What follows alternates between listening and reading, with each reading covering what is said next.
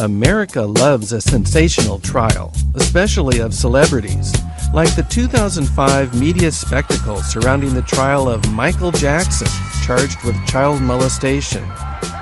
After the expense of millions of dollars and weeks of testimony, Michael Jackson was found innocent. But Jackson's reputation and career have been seriously impacted, possibly forever. Have you seen my childhood? My name is Larry Nimmer. I'm the guy on the left having lunch in Michael Jackson's kitchen. I was part of the Jackson defense team in my capacity as a documentary filmmaker and legal video specialist. I spent many days videotaping inside Michael Jackson's Neverland estate, and I spent 2 days on the witness stand, presenting and narrating my original video footage for the jury, footage that will be seen outside the courtroom for the first time in this documentary. I was hired by Michael Jackson's legal defense team. When I took the job, I was uncertain about the truth of Jackson's guilt or innocence. What I experienced working on the case opened my eyes not only to the dangers of celebrity, but also to a dangerous side of the American justice system and the media. In this documentary, I'll share what I learned about Michael Jackson during my time at Neverland and during his trial. By the end, you'll know what I came to believe about Jackson's guilt or innocence. And hopefully, this documentary will help you make up your mind as well. Like most people, I'd heard a lot about Neverland Ranch, and I was curious to get an intimate look at the mythical home and playland.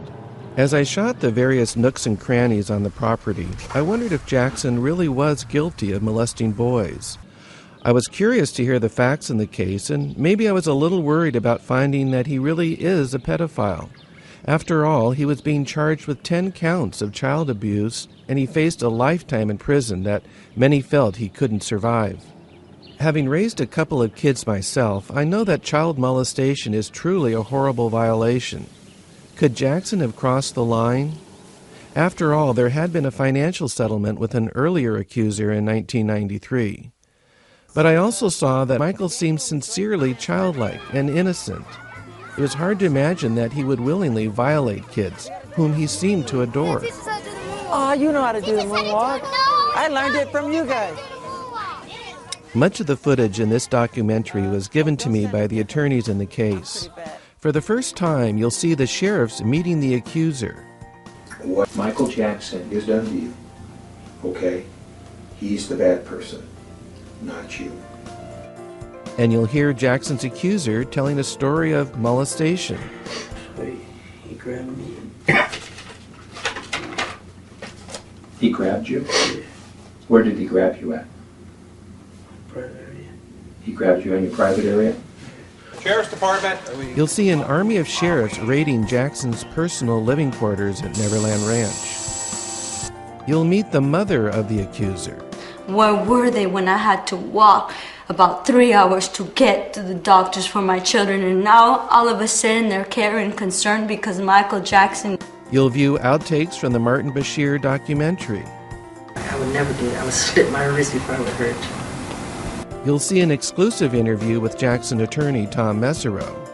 This was not the kind of situation that Michael Jackson belongs in. He's extremely sensitive, very gentle, very childlike. And you'll meet jury foreman Paul Rodriguez. We felt that Michael was still a kid in a man's body. Michael's defense team hired me to create a Neverland tour video to counter the unsavory impression created by footage shot by the Santa Barbara County Sheriffs, who deployed over 70 officers for a surprise raid of Neverland Ranch. You don't have a job until we secure this house. The jurors saw footage like this scene, where sheriffs would round a corner, ready to draw their guns. I guess on a potential child molester, or maybe they were expecting to find a cowering Michael Jackson. Sheriff's Department. I've never seen a case where 70-plus sheriffs show up to raid someone's home like this. I think they wanted to create the impression that Michael Jackson was a dangerous person. And everybody wanted to be part of the Michael Jackson investigation and ultimately the Michael Jackson case. They wanted to create the biggest case in the history of the world, and everybody was just mesmerized by being part of this unusual event, and it was very, very disturbing. My footage was also intended to offset the insinuations made in a documentary by Martin Bashir. The Bashir footage included this famous scene of Michael holding hands with his future accuser, Gavin Arvizo. Is that really appropriate for a man, a grown man, to be doing that? How do you respond to that? I feel sorry for them because that's judging someone who wants to really help people. The Bashir tape, we felt that he was leading Michael into the situation of admitting that there was a problem, that something went wrong, that he did bother some kids. They did sleep in his room, and there was more going on than just sleeping in his room. And we felt that he just literally led him in that direction. When I got the job, I knew about as much as most people about the career of Michael Jackson. I knew that Jackson had been a big star from an early age, but he had missed out on a normal childhood because of his early stardom and the strict and abusive control of his father, Joe Jackson. I just wanted to have fun, or know what it's like to have a buddy over, or a slumber party, or a birthday. I knew that after performing with his brothers in the Jackson 5, he went on to a huge career as a solo artist, and that his album Thriller was one of the most successful albums of all time. I knew of his landmark work in making music videos like Beat It, his humanitarian work like We Are the World, and his incredible dance moves. Even my own home movies feature a performance of my son trying to mimic some of Michael's dance steps. I also knew of his excessive cosmetic procedures and the often reported stories of odd behavior, like when he dangled his baby from a hotel balcony in Germany. When the Bashir documentary, Living with Michael Jackson, came out in 2003, there was a big media and tabloid blitz about his relationship with 13-year-old Gavin Arvizo and about Michael's unorthodox thoughts about sleeping arrangements. Why can't you share your bed? The most loving thing to do is to share your bed with someone. You know? You really think that? Yeah, of course. You're taking the position that you use every single night that you go into. You sleep, and you're sharing it with another. You say you can have my bed if you want. Sleep in it. My first meeting at Neverland was with Bob Sanger, one of Jackson's longtime attorneys. He told me about the accusations made by Gavin Arvizo and his family. He said that Gavin and his brother claimed that Michael had molested Gavin, and that additionally, the whole family maintained that they'd been held hostage at Neverland and not allowed to know the time. Gavin Arvizo also claimed that Michael forced him to drink alcohol to help with the molestation. Sanger and the Neverland staff gave me a tour of the estate. Sanger explained that my main assignment would be to make a video tour of Neverland, showing what a visitor sees during a typical visit. My video would be introduced at trial only if the judge would not allow the jurors to make their own visit. Eventually, the judge ruled that the jury could not go to Neverland, and so I became a sworn witness narrating my footage at trial. After my initial visit, I returned to Neverland Ranch a half dozen times with my equipment and assistants to document the place.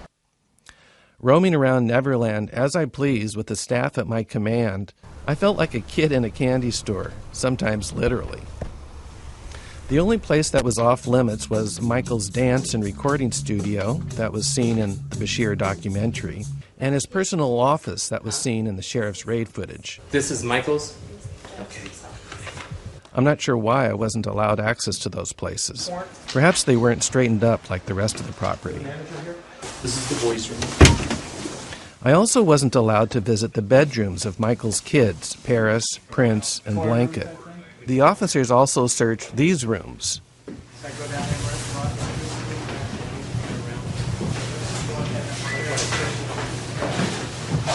But I did see signs of Michael's kids throughout the property, including this touching note from Paris to her father, Michael Jackson, expressing her love and best wishes to her daddy, whose health declined from the stress of the trial. Otherwise, nothing else was off limits on the 2,700-acre property. I I made this shot when I was told that the Neverland staff often come out to greet important visitors, and truly, the jurors watching my video were going to be important guests. By the way, the majority of the staff that I met seemed to be kind,